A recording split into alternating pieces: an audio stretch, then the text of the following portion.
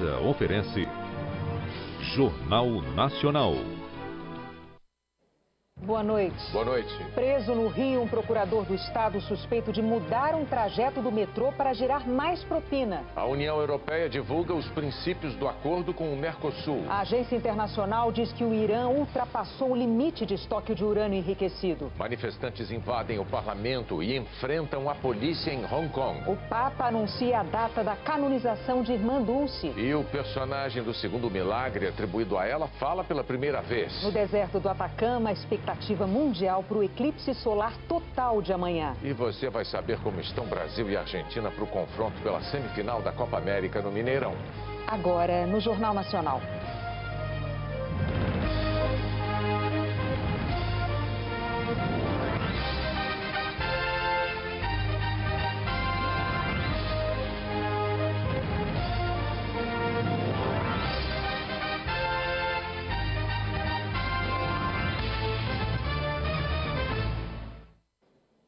Nos primeiros 5 meses desse ano, a Receita Federal apreendeu um volume de cocaína quase 150% maior do que no mesmo período do ano passado. Foram 21 toneladas e a maior parte recolhida em São Paulo, isso segundo os dados que a Globo News obteve por meio da Lei de Acesso à Informação. Entre as possíveis explicações para um aumento tão expressivo dessas apreensões, está uma mudança de procedimento da Receita no Porto de Paranaguá, por exemplo. Quem mostra é o Wilson Kirsch. Era uma máquina a serviço do tráfico. Os agentes encontraram mais de 800 quilos de cocaína escondidos num braço da escavadeira. A droga ia para Roterdã, na Holanda. O esquema foi descoberto por um scanner instalado nesse túnel. É um raio-x que mostra detalhes das cargas, principalmente dentro dos contêineres. O Porto de Paranaguá, no Paraná, é o terceiro maior do país. E todos os caminhões que entram têm de passar por esse tipo de fiscalização. Os contêineres ficam aqui em média 5 dias à espera do embarque. É nesse intervalo que agem as quadrilhas. Trabalhadores aliciados pelos traficantes rompem esses lacres e põem a droga aqui dentro, misturada com a carga. Mas a Receita Federal já percebeu a jogada e armou um contra-ataque. Agora os fiscais passam de novo pelo scanner todos os contêineres que vão para a Europa, principal rota usada pelas quadrilhas. E aí eles comparam as imagens da primeira com a segunda vistoria, um antes e depois. Aqui é o caminhão quando entrou no terminal, não tinha nada. E nessa segunda imagem aqui a gente vê já um padrão diferente. É uma mancha que foge dos padrões da carga de bobina de papel. Provavelmente droga. Provavelmente droga. Quando chegou ao porto, esse outro contêiner estava assim. Dias depois, dava para ver a diferença. A mancha era droga, quase 1 tonelada de cocaína numa carga de amendoim que ia para a França.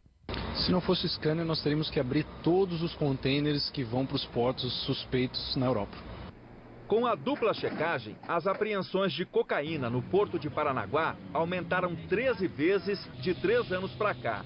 De pouco mais de 500 quilos para mais de 7 toneladas este ano. Segundo a Receita, as empresas exportadoras não estão envolvidas no esquema. As apreensões são encaminhadas para a Polícia Federal, que está investigando a rota. Quer saber quem movimenta toda essa droga. O governo brasileiro e a União Europeia divulgaram detalhes sobre o acordo de livre comércio entre o Bloco Europeu e o Mercosul.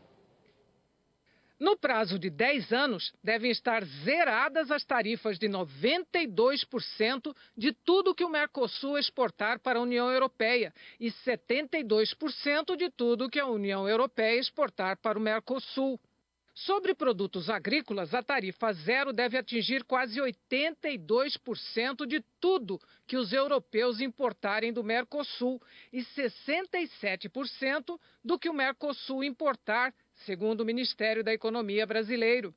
As cotas para a entrada de produtos do Mercosul na União Europeia, livres de tarifas, são, entre outras, frango, 180 mil toneladas. No ano passado, só do Brasil, foram 200 mil toneladas para lá.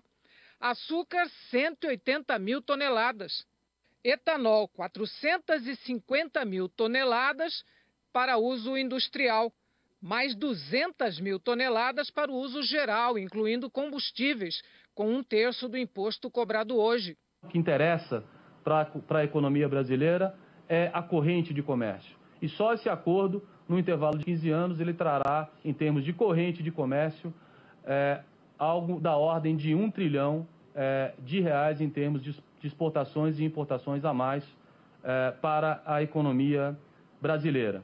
Para o setor automotivo, o acordo prevê redução tarifária para os veículos produzidos pelo Mercosul a partir do 8º ano, caindo dos atuais 35% para 17,5% em 10 anos e 0% em 15 anos.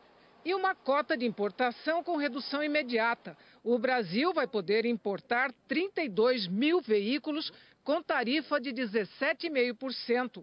Hoje é de 35%. O texto do acordo está sendo revisado e precisa da aprovação do Parlamento Europeu e dos parlamentos dos 28 países de lá e dos países do lado de cá do Mercosul. O governo brasileiro aposta que no Congresso não haverá resistências e que em 2 anos essa etapa estará resolvida dos dois lados. A balança comercial brasileira fechou o primeiro semestre com saldo de 27 bilhões de dólares, queda de 9,6% na comparação com o mesmo período do ano passado.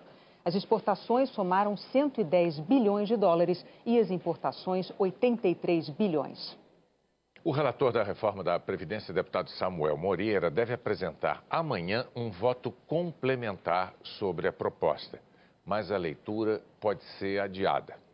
Essa foi uma segunda-feira de reuniões em Brasília para tratar desse tema e é por isso que a gente vai para lá agora ao vivo com a Zileide Silva, que traz os detalhes porque ela acompanhou tudo, né, Zileide? Boa noite. Boa noite, Bonner. Boa noite, Renata. Boa noite a todos. Olha, uma dessas reuniões foi de representantes de policiais federais e policiais rodoviários federais, com o presidente da Câmara, Rodrigo Maia, com o relator da reforma da Previdência, deputado Samuel Moreira, do PSDB, e deputados do PSL, o partido do presidente Jair Bolsonaro. Em alguns pontos, eles querem uma equiparação à reforma dos militares das Forças Armadas, uma transição mais suave. Antes da reunião, o relator, o deputado Samuel Moreira, disse que não iria ceder. Vamos ouvi-lo. Eu acho que não há necessidade, especialmente nesse assunto que vamos discutir, de qualquer concessão. Mas é bom discutir, debater. Já se foi até um ponto muito adequado do ponto de vista de mérito. Acho que as categorias estão relativamente bem atendidas, comparadas aos outros.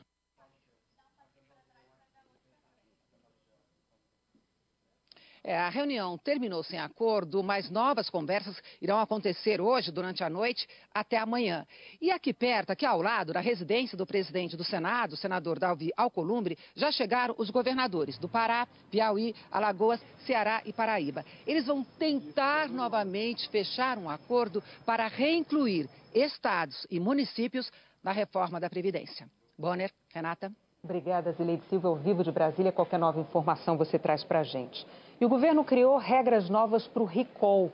O Departamento Nacional de Trânsito vai informar diretamente ao dono do carro quais são os riscos e o que fazer para consertar o defeito. Se o dono não atender o chamado dentro de 1 ano, o documento do veículo vai registrar esse aviso de recall com um alerta. De 2014 a 2018, dos 9,5 milhões de veículos chamados, menos da metade foi levada para conserto. Pessoas que foram condenadas pela Justiça por envolvimento no mensalão do PT e nos crimes investigados pela Operação Lava Jato tiveram as penas perdoadas com base no indulto de 2017 do então presidente Michel Temer. Ele estendeu o benefício a condenados por corrupção. São 4 condenados do mensalão do PT, esquema de compra de votos de parlamentares para beneficiar o ex-presidente Lula, que receberam o perdão da pena. Os ex-dirigentes do Banco Rural, Cátia Rabelo e José Roberto Salgado, condenados pelo Supremo Tribunal Federal a 14 anos de prisão por lavagem de dinheiro, gestão fraudulenta de instituição financeira e evasão de divisas. Eles já estavam em liberdade condicional. o ex-sócio de uma das agências de publicidade envolvidas no esquema, Ramon Rollerbar, condenado a 27 anos de prisão por corrupção ativa, evasão de divisas, lavagem de dinheiro e peculato, e que cumpria pena em regime aberto. E Cristiano Paz, então sócio de Marcos Valério, o operador do Mensalão, condenado a 23 anos de prisão por corrupção passiva, peculato e lavagem de dinheiro, também em liberdade condicional. O indulto é um perdão dado a presos que já cumpriram parte da pena. Quem define os critérios desse perdão é o presidente da República. O indulto de Temer, assinado em dezembro de 2017, trouxe mudanças em relação a decretos anteriores. Reduziu de 1/4 para 1/5 o período de cumprimento da pena para condenados conseguirem um indulto e incluiu no benefício condenados por corrupção. O decreto gerou forte debate e, na época, a Procuradora-Geral da República, Raquel Dodge, entrou com uma ação no STF contra o decreto, alegando que Temer não tinha poderes ilimitados. A ministra Carmen Lúcia, então presidente da Corte, atendeu ao pedido da Procuradoria. E a liminar foi confirmada pelo relator do caso, ministro Luiz Roberto Barroso. O decreto ficou suspenso até maio deste ano, quando a maioria dos ministros do STF entendeu que o indulto é uma prerrogativa do presidente. Cabe somente a ele decidir os critérios. Com base nessa decisão, o ministro Barroso acolheu o pedido das defesas e determinou a extinção das penas de 4 condenados no Mensalão. Barroso lembrou que foi voto vencido e que considerou que Temer exorbitou de sua competência constitucional, incidindo o decreto em inconstitucionalidade por violação ao princípio da moralidade, ao princípio da separação dos poderes e ao desviar-se das finalidades do Instituto do Indulto. O indulto editado pelo ex-presidente Michel Temer também beneficiou um dos condenados na Lava Jato, o ex-senador Gin Argelo, que foi do PTB e hoje está sem partido. Ele tinha sido condenado a 11 anos de prisão por corrupção passiva e lavagem de dinheiro e estava preso desde 2016. A defesa de Gin entrou com o pedido e a juíza Ana Carolina Ramos, da primeira Vara de Execuções Penais de Curitiba, verificou que ele se encaixava nas regras do indulto do ex-presidente e o ex-senador deixou a prisão há 2 semanas. A Justiça no Paraná analisa outros 8 pedidos de indulto de condenados na Lava Jato. A Polícia Federal indiciou 4 candidatas do PSL, 3 pessoas ligadas ao ministro do Turismo, Marcelo Álvaro Antônio, na investigação de supostas candidaturas laranja do partido em Minas Gerais. A Justiça mandou soltar Matheus von Rondon, assessor especial do ministro, e os ex-assessores Roberto Silva Soares e Raisander Souza de Paula. O Ministério do Turismo declarou que vai abrir processo administrativo para apurar possíveis irregularidades envolvendo Matheus von Rondon. E ressaltou que as denúncias não têm vínculo com a atividade que o servidor desempenha no Ministério. A defesa de Matheus von Rondon declarou que causou estranheza a prisão do cliente e que está convicta de que ficará provado que ele sempre agiu conforme a lei. Nós não conseguimos contato com a defesa dos demais citados. A Polícia Federal prendeu o procurador do estado do Rio, Renan Saad. A Lava Jato diz que ele recebeu mais de R$1 milhão em propina no esquema chefiado pelo ex-governador Sérgio Cabral. Nesta segunda-feira, em vez de sair de casa para trabalhar, o procurador do estado do Rio, Renan Saad, deixou o apartamento nesse prédio de luxo de frente para o mar, escoltado pela Polícia Federal. Preso. O juiz Marcelo Bretas determinou o bloqueio de R$1.265.000 em contas e bens do procurador. Quantia que a Lava Jato diz que ele recebeu em propina para dar pareceres favoráveis à mudança no trajeto da linha 4 do metrô do Rio. A mudança do traçado ela desconfigurou a obra. Com o parecer do procurador do Estado, ficou definido que não haveria necessidade de uma nova licitação e isso favoreceu as construtoras. Na época, Renan Saad atuava como assessor jurídico na Secretaria Estadual de Transportes. Segundo os investigadores da Força Tarefa da Lava Jato no Rio, ele agia para favorecer a organização criminosa do então governador Sérgio Cabral. Em 1998, o projeto do metrô estava estimado em R$880 milhões. Com as mudanças técnicas e aditivos nos contratos, terminou custando quase 10 bilhões de reais em 2016. O Ministério Público Federal afirma que, para tantas alterações, o governo deveria ter feito uma nova licitação. A participação do procurador do Estado no esquema foi revelada na delação de Marcos Vidigal do Amaral, ex-diretor de contratos da Odebrecht, uma das construtoras que faziam parte do consórcio responsável pelas obras do metrô. Os pagamentos ao procurador do Estado, Renan Saad, foram registrados no Departamento de Operações Estruturadas da Odebrecht, o Departamento de Propinas. E o endereço da entrega do dinheiro também constava nos registros.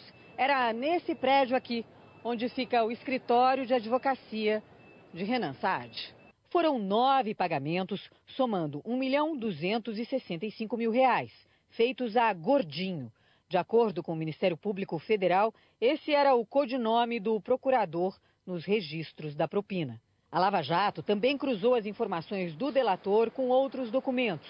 Um deles é este recibo de uma entrega de R$ 100 mil no endereço do escritório do procurador do Estado. O documento foi garimpado num arquivo morto de uma empresa que prestava serviço para uma transportadora encarregada de distribuir o dinheiro da corrupção no governo de Sérgio Cabral. O Ministério Público Federal chegou à conclusão de que a construção da linha 4 do metrô do Rio foi uma das obras mais lucrativas para a organização criminosa. 60 milhões de reais foram desviados pelos caminhos subterrâneos do metrô.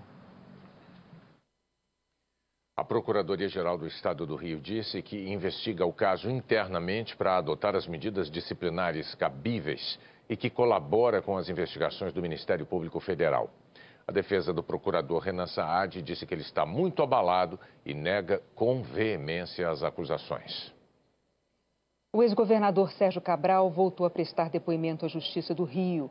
Dessa vez, ele disse que intermediou Caixa 2 para as campanhas do ex-senador Lindbergh Farias, do PT, e do ex-prefeito do Rio, Eduardo Paes, do DEM, mas que, na época, era do então chamado PMDB. O ex-governador pediu para ser interrogado de novo. Queria dar mais detalhes sobre as relações com um empresário campeão de contratos no governo dele. Ele tinha muitos contratos no Estado. Nós estávamos revisando os contratos, mas ele passou a dar uma mensalidade para mim nos anos de 2007 e 2008, principalmente.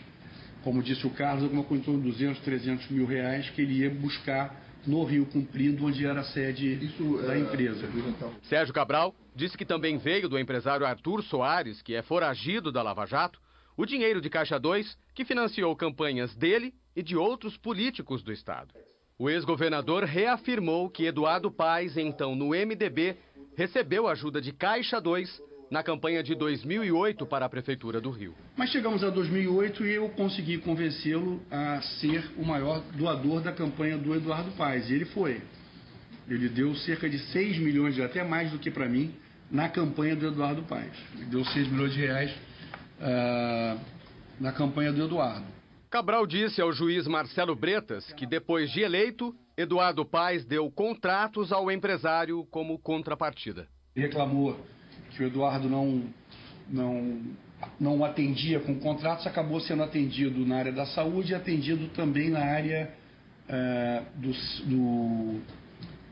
Centro de Imagem de Rio, Centro de Controle da Prefeitura. Cabral afirmou também que intermediou Caixa 2 para a campanha de Lindbergh Farias, do PT, ao Senado em 2010. Eu precisava de recursos para o candidato ao Senado, Lindbergh Farias.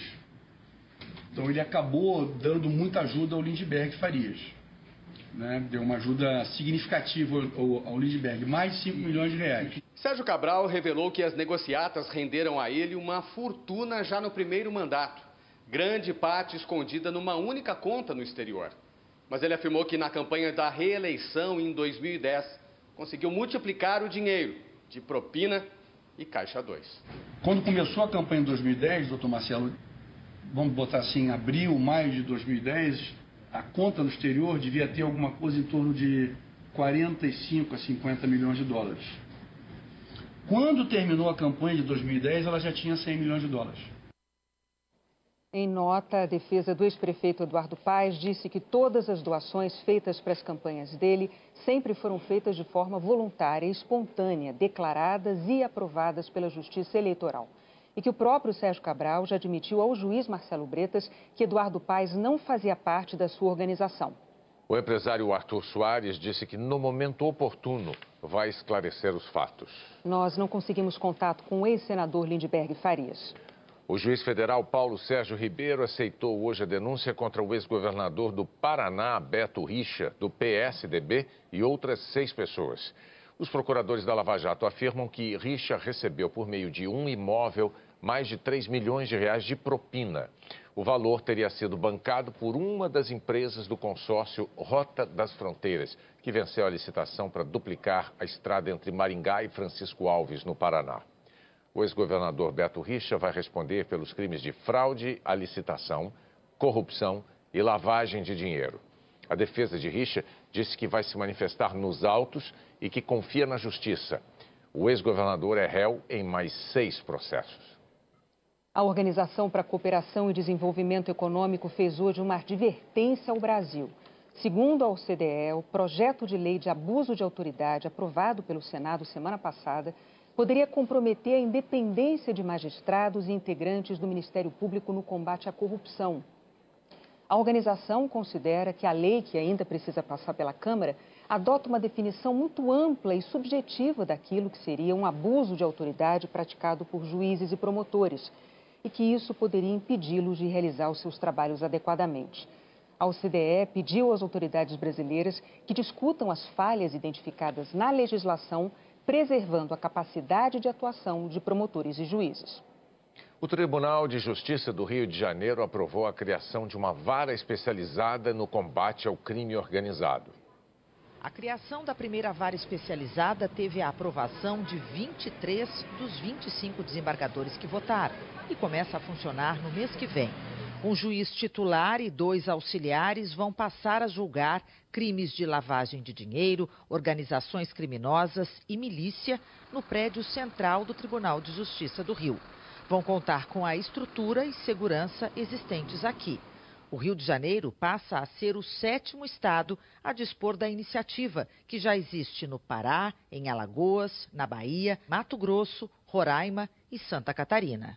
Segundo o Tribunal de Justiça, a criação da vara especializada vai trazer mais segurança aos juízes.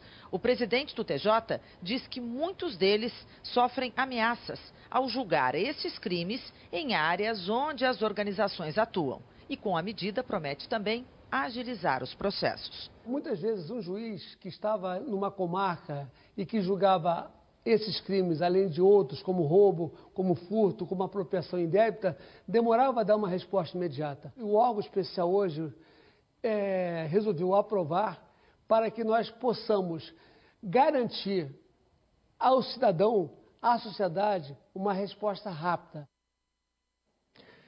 Eu preciso fazer uma correção. Agora há pouco nós dissemos que haveria uma redução nas tarifas para exportação de carros do Mercosul para a União Europeia. Mas, na verdade, é o contrário. A redução é nas tarifas de importação, ou seja, dos carros que vêm da União Europeia para cá. E essa redução vai se dar a partir do 8º ano do acordo, caindo dos atuais 35% para 17,5% ao longo de 10 anos. E será de 0 o número em 15 anos. A seguir, a data da canonização da Irmã Dulce. E um dia de caos no parlamento de Hong Kong.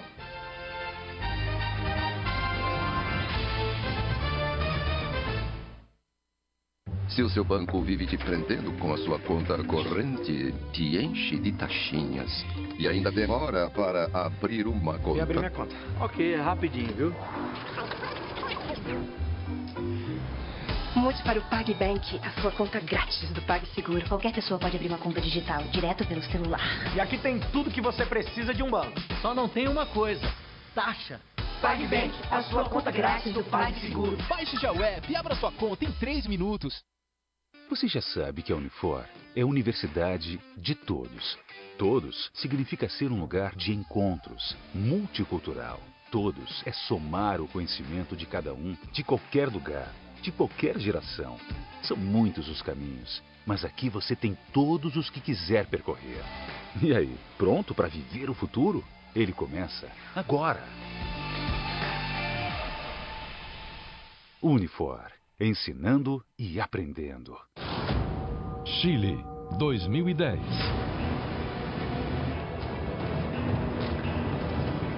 Aquela é a única entrada?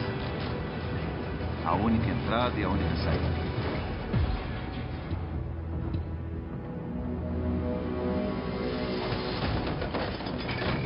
O que é isso? Corre! Corre! Corre! Deslizamento! Vem, gente, vem!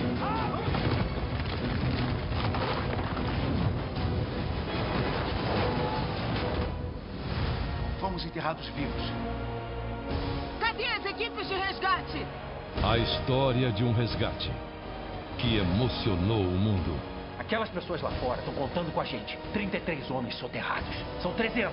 Mães, pais, irmãos, irmãs. Hoje... Estamos prontos para sair daqui ou morrer tentando. Os 33 em tela quente. Fórmula 1 2019. Oferecimento Santander Duo. Suas contas PF-PJ juntas no mesmo banco. NET. Filmes, séries e esportes em qualquer tela no Now. Novo Renault Kwid Outsider. Deixe o impossível para trás. TIM 5G. O futuro está chegando. Itaipava. A cerveja 100% verão. Nivea Men Black and White Fresh. Proteção anti-manchas.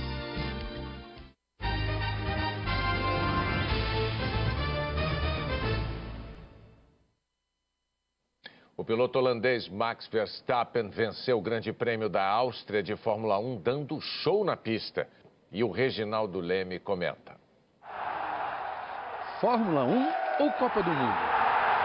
Não faz diferença para o exército laranja nas arquibancadas. Um apoio de peso para o talentoso Max Verstappen de 21 anos. Se a ultrapassagem na Fórmula 1 equivale ao gol no futebol, ontem o holandês fez 3 golaços. Primeiro passou por Vettel para alcançar a 3ª posição. Depois foi a vez de Bottas. E para fazer a ultrapassagem mais uma vez! E aí, Verstappen foi atrás do líder Leclerc, com um pneu menos desgastado e a experiência de 60 corridas a mais do que o rival. Mas fundamental mesmo foi o estilo sempre agressivo do piloto da RBR. Ele partiu decidido na disputa da curva, os carros se tocaram e Leclerc foi empurrado para fora da pista. A manobra ficou sob investigação, mas depois de 3 horas, os comissários concluíram que não haveria punição. Foi a briga mais acirrada do ano e também a melhor corrida. Aquela em que os habituais protagonistas se apagaram diante do brilho da nova geração. Os 2 principais, Hamilton e Vettel, nem o pódio alcançaram.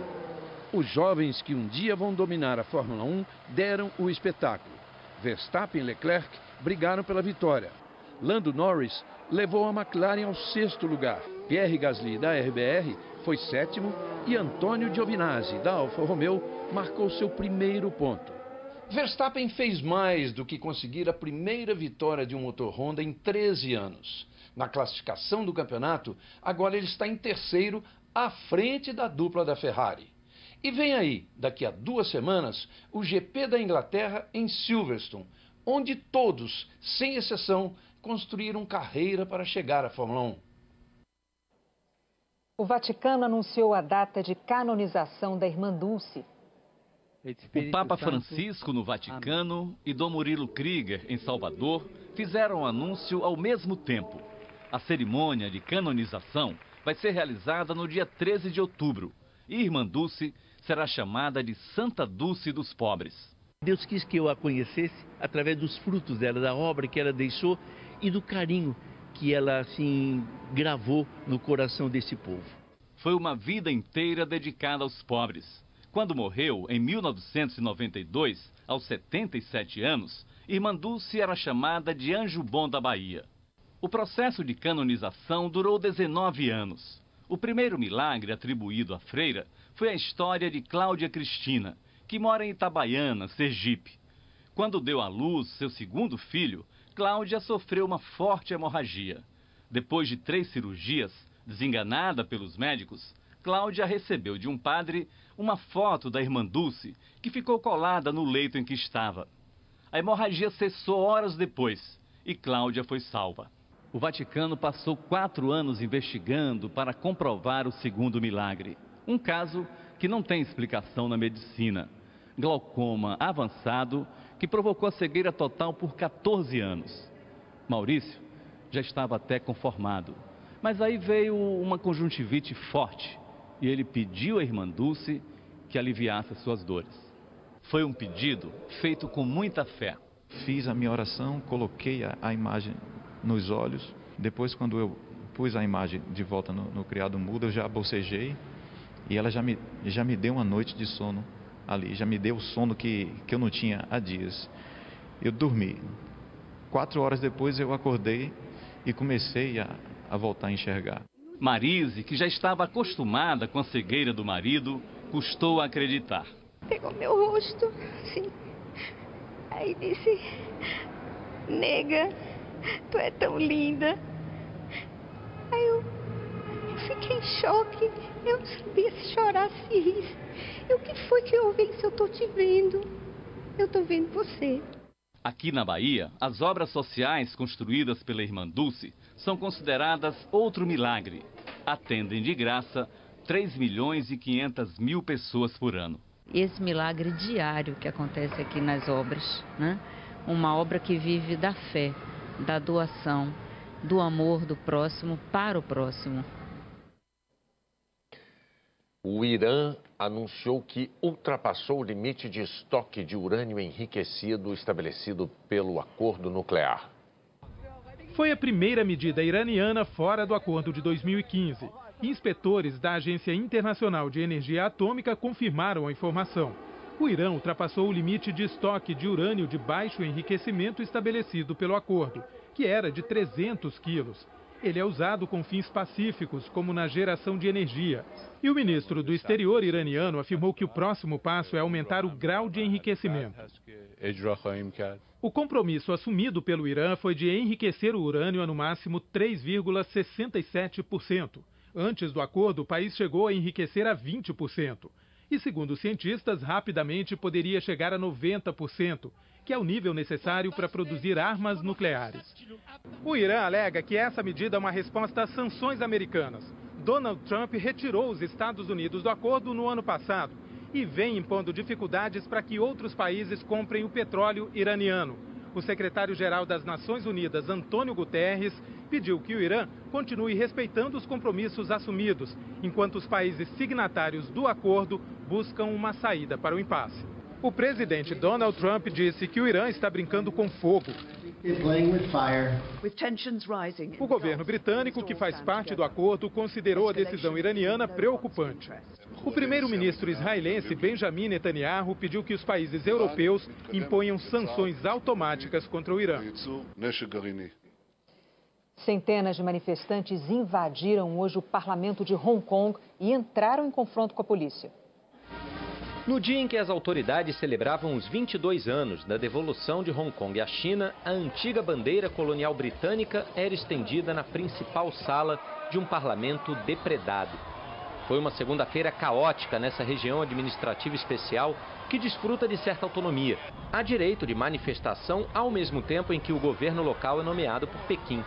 Enquanto Carrie Lam, chefe do executivo, discursava, reconhecendo que era preciso ouvir as ruas se dividiam. Uma multidão estimada em 550 mil pessoas, segundo os organizadores, pacificamente pedia mais liberdade. Outros desafiavam a polícia, tentando entrar no parlamento. Em comum, um símbolo da luta pela democracia, guarda-chuvas. Em 2014, eram usados para proteção contra o gás lacrimogênio da repressão policial.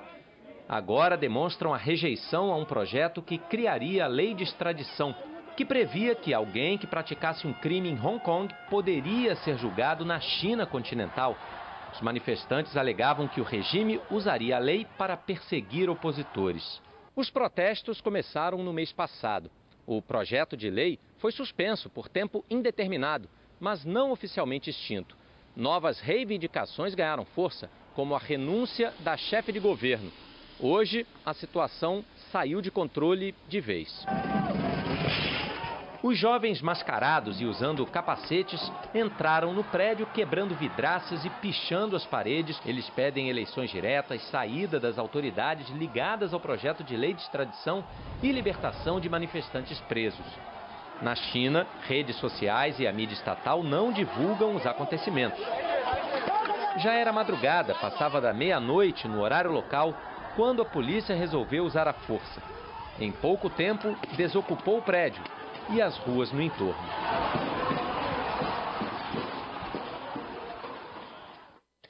A seguir, Brasil e Argentina se preparam para a semifinal de amanhã da Copa América. E o mundo aguarda o eclipse solar total.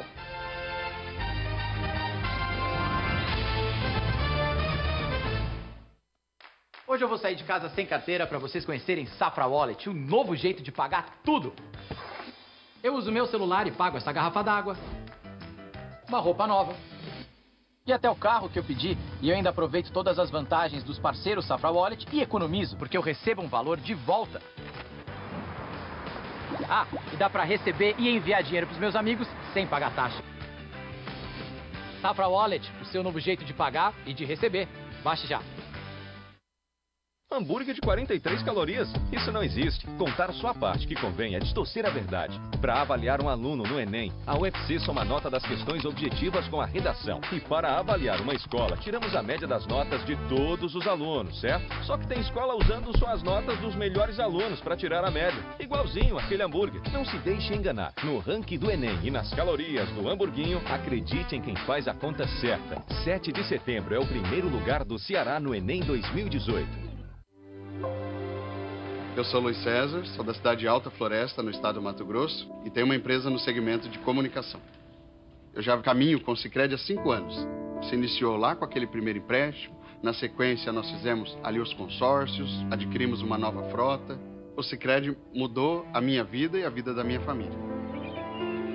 Eu sou a Maria de Lourdes Carneiro e sou aqui de Urutaí. Tenho muito orgulho de ser uma associada, fundadora da cooperativa. 2 histórias, 2 regiões e um Sicredi em comum. Oi, Dona Maria! Oi. Tudo bem? Não tínhamos instituições financeiras em Urutaí. O Sicredi acreditou na nossa região. No Sicredi, o resultado é reinvestido na comunidade. É isso que o cooperativismo faz. Fazemos a diferença para os nossos mais de 4 milhões de associados. Abra uma conta com a gente. Maria disse sim pro Regis. Vamos fazer os papéis. Vamos marcar a data. Primeiro, eu quero fazer um vestido bem lindo, bem maravilhoso. Isso é assim? Quer dizer que você topa casar logo? Sim. Sim. Sim. É? Sim. Sim. Sim. Eu sei. Mas será que ela vai conseguir dizer não pro Amadeu? Parece que eu tô muito surpresa. Eu precisava ver. Soube que você vai casar? Eu vou casar, sim. Tô muito feliz com isso. Não casa, Maria. Tô te pedindo do fundo do meu coração. Não casa. Amadeu, você não tem o direito de vir aqui pra cá. Espera. Deixa eu falar, Maria. Deixa eu falar, depois você fala tudo que você quiser. Daqui a pouco, a dona do pedaço.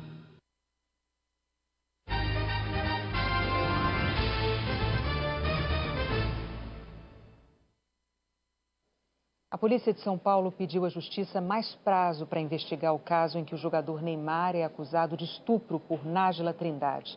A delegada ainda espera ter acesso às imagens das câmeras de segurança do hotel em Paris, onde Neymar e Nájila Trindade se encontraram em maio. Amanhã tem semifinal de Copa América, tem seleção brasileira em campo e contra a maior rival. Eles estão sorridentes? Depois de um início ruim com uma derrota e um empate, a Argentina chega à semifinal contra o Brasil em seu melhor momento nesta Copa América. Foi a única seleção que se classificou com vitória no tempo normal nas quartas de final. O técnico Lionel Scaloni parece ter encontrado o time titular. Há 3 anos ou 40 jogos, a seleção argentina não repete a escalação de uma partida para outra. O que pode acontecer amanhã? Scaloni não tem qualquer desfalque. Ele garantiu que o atacante Kun Agüero segue na equipe e brincou dizendo que não confirmaria mais nada, nem o Messi. Não, o resto não há ninguém confirmado. Nem Messi, mira, não está confirmado. E embora só tenha feito 1 gol nesta Copa América, o maior artilheiro da história da seleção argentina é a grande esperança. O Messi nunca fez gol contra a seleção brasileira em jogos válidos por competições. Amanhã ele vai tentar quebrar essa escrita aqui no Mineirão.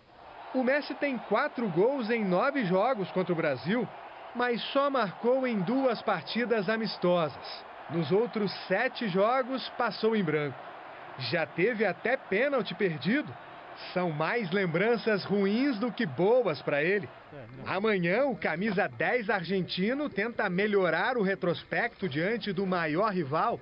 O que será que o Messi está preparando? As rivalidades entre as seleções brasileira e argentina é enorme, mas fora de campo, alguns jogadores das duas equipes são amigos. Era só uma roda de bobo. Mas para o Casimiro, parecia que Brasil e Argentina já tinha começado.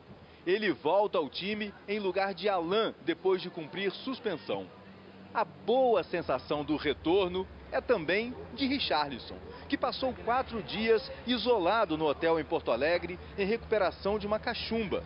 Ganhou afagos, petelecos e ainda no hotel fez de conta que a colher era microfone e discursou. Espero que a gente possa vencer o jogo amanhã e ir para a final. Felipe Luiz mostrou boa recuperação das dores musculares que o incomodavam, mas o técnico Tite não confirmou a escalação dele. Alexandro é a opção. O jogo vai ser no mesmo Mineirão do 7-1 da Copa de 2014, mas Tite fica com a lembrança da vitória sobre a mesma Argentina pelas eliminatórias em 2016. 3-0 no Mineirão. Para mim, foi o local que mais carinho de torcedor nós tínhamos. Estou olhando para o Alisson, dessa empatia e desse apoio do torcedor. É o jogo desta Copa América que reúne mais estrelas de primeira grandeza do futebol europeu. E boa parte dos 22 que estarão em campo se conhece muito bem. Di Maria e quase toda a defesa brasileira, Daniel Alves, Marquinhos e Thiago Silva, jogaram juntos nessa temporada pelo Paris Saint-Germain. Messi tabela com Arthur e Felipe Coutinho no Barcelona. E Gabriel Jesus é companheiro no Manchester City de Agüero e Otamendi. O zagueiro, aliás, já deu uma cotovelada no rosto do Gabriel em um Brasil e Argentina. E era um amistoso em 2017. E eles já eram do mesmo clube.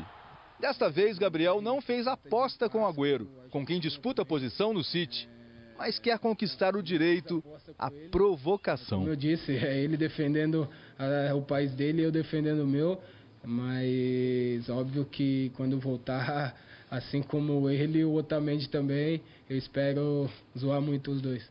Brasil e Argentina será sempre o grande jogo de qualquer Copa América. Vou mais longe. Talvez seja o maior clássico do futebol mundial. Então, pelo peso das duas camisas e a importância histórica, é quase impossível apontar um favorito. A Argentina tem uma defesa fraca, mas tem Messi. O Brasil tem uma defesa fantástica, um coletivo mais forte, faz uma Copa um pouco melhor que a Argentina, mas não tem Messi. O jogo de amanhã tem tudo para ser decidido nos detalhes. Uma grande jogada, a infelicidade de uma falha. Certeza só tenho mesmo de uma coisa. Quando estas duas camisas entram em campo, o mundo do futebol para e vai assistir. O Japão voltou a permitir a caça comercial de baleias depois de 33 anos de proibição. As primeiras expedições chegaram ao porto hoje com 2 baleias.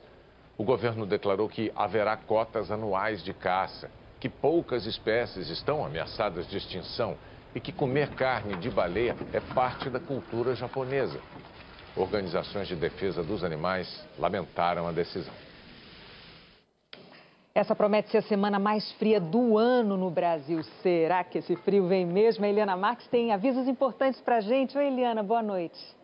Boa noite para você, Renata, para o Bonner e para todos. Olha, eu começo com avisos lá para o sul do país, porque amanhã tem previsão de geada na região da Campanha Gaúcha e temporais com chuva volumosa em Santa Catarina, podendo pegar também algumas cidades na divisa ali com Rio Grande do Sul e Paraná. Uma frente fria vai provocar a chuvarada e uma área de alta pressão vai trazer o ar polar. Em Bagé, mínima de 3 graus, em Porto Alegre 7, com tempo firme nas duas. Já em Urupema e Florianópolis, muito frio, muita chuva, com tempo encoberto o dia todo. Em Curitiba, máxima de 22 graus, com chuva a qualquer hora, mas sol aparecendo em alguns momentos. Nas outras regiões, praticamente tudo igual, tempo seco na maior parte do Brasil, chuva fraca e isolada no litoral nordestino e pancadas de chuva no extremo norte. Em Manaus, máxima de 32 graus, a chuva segura um pouco a temperatura. Agora em Palmas, olha a diferença, onde o sol brilha o dia inteirinho, esquenta bem mais. Em Cuiabá, máxima de 37 graus e no Nordeste, Aracaju vai ser a capital mais fresquinha, com 29 graus de máxima. Em Belo Horizonte, 27. Aqui em São Paulo, máxima de 27 graus também, mas com frio de 15 graus de manhã. No Rio de Janeiro, mínima de 18, máxima de 32 graus. Em Brasília e em Goiânia, mais friozinho logo cedo. Calor e secura ao longo do dia e em Porto Velho, termômetros chegando aos 35 graus amanhã, Renata. Eliana, você mostrou que no sul do Brasil vai fazer frio amanhã, mas eu quero saber onde vai ter inverno com cara de inverno. Olha, os meteorologistas estão falando que essa semana, essa primeira semana de julho, talvez seja a mais gelada de 2019. Na quarta-feira, o frio começa a se espalhar e o pico dessa onda gelada aí deve ser entre sexta-feira e sábado, com temperaturas para geada, até mesmo em pontos do sudeste e também do centro-oeste. No domingo entra em cena a friagem lá no sul da Amazônia e essa friaca aí deve ser tão intensa que os meteorologistas estão falando que ela vai ter capacidade até para esfriar algumas cidades, olha, na Bahia, também no Tocantins. Então, Renata, respondendo a sua pergunta, o frio agora, até domingo dessa semana, deve vir aí para grande parte do Brasil. Vamos acompanhar. Tá bom, a gente acompanha. Obrigada, Eliana. Até amanhã. Até amanhã. Cientistas do mundo todo estão com os olhos voltados para a América do Sul à espera do único eclipse solar total do ano. A Maju Coutinho e o Franklin Feitosa estão no deserto do Atacama, no Chile, e mostram por que esse é um momento tão especial. É previsão do tempo que se fala, mas aqui no norte do Chile todo mundo quer que a previsão seja precisa. A previsão para amanhã, o horário do eclipse é para estar tempo bom sem nuvem. O evento atraiu cientistas, além de turistas apaixonados por eclipses, que estão lotando a cidade e levando para a lua os preços dos hotéis. Mas isso vale a pena para a Agnes, que veio lá da Letônia. Ela está no 8º eclipse. Normalmente as pessoas perguntam na internet o que é isso ou aquilo. Eu pergunto, onde vai ser o próximo eclipse e quando vai ser? And when is it? A americana Rachel, que está no 4º eclipse, trouxe a família. A mãe dela quer sentir uma conexão com o mundo.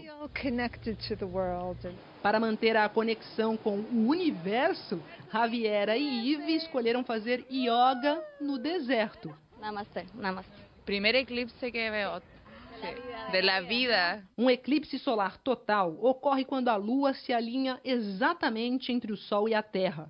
Amanhã, às 4h39 da tarde, horário aqui no Chile, e 5h39, horário de Brasília, a Lua vai cobrir totalmente o Sol, transformando dia em noite por 1 minuto e 52 segundos nesta área no norte do Chile e em parte da Argentina. No Brasil, quem estiver na faixa que vai do sul do país, parte do sudeste, do centro-oeste e uma pequena faixa de Rondônia e do Acre, vai conseguir ver o eclipse, mas só parcialmente. O que faz desse um fenômeno tão especial é que agora em 2019, o evento que ficou conhecido como Eclipse de Sobral completa 100 anos. Fotos do céu da cidade de Sobral, no Ceará, antes, durante e depois do fenômeno, provaram que a gravidade do Sol desvia a direção da luz de estrelas que passam perto do nosso astro até atingir a Terra. Foi o passo decisivo para comprovar a teoria da relatividade geral do físico alemão Albert Einstein. Amanhã, o observatório vai abrir as portas para astrônomos, estudantes, idosos aqui do norte do Chile e jornalistas. 1000 pessoas foram convidadas, dentre elas os integrantes da nossa equipe. A gente vai acompanhar tudo lá do alto, em um dos lugares do mundo mais incríveis para se observar um fenômeno tão raro como esse. Raro também é o fato do eclipse total coincidir com a localização de observatórios que têm telescópios enormes, como aqui, o Lassídia. Isso só ocorreu 2 vezes nos últimos 58 anos. É daqui de baixo que o americano Rick vai apreciar o eclipse. Isso se as nuvens permitirem, é claro. Se não der, ele diz que não tem problema, vai atrás de outro para viajar e conhecer novos lugares. See some other places in Chile. Você viu a Maju toda encasacada, tá frio lá no Atacama. Eu ia dizer isso, a gente tem um pouco de inveja de a Maju poder estar vendo isso, né? Mas eu acho que a minha inveja maior é do frio que ela está podendo experimentar. Mas o nosso céu aqui também é tão bonito quanto. O Jornal da Globo é depois de tela quente. Boa noite. Boa noite, até amanhã.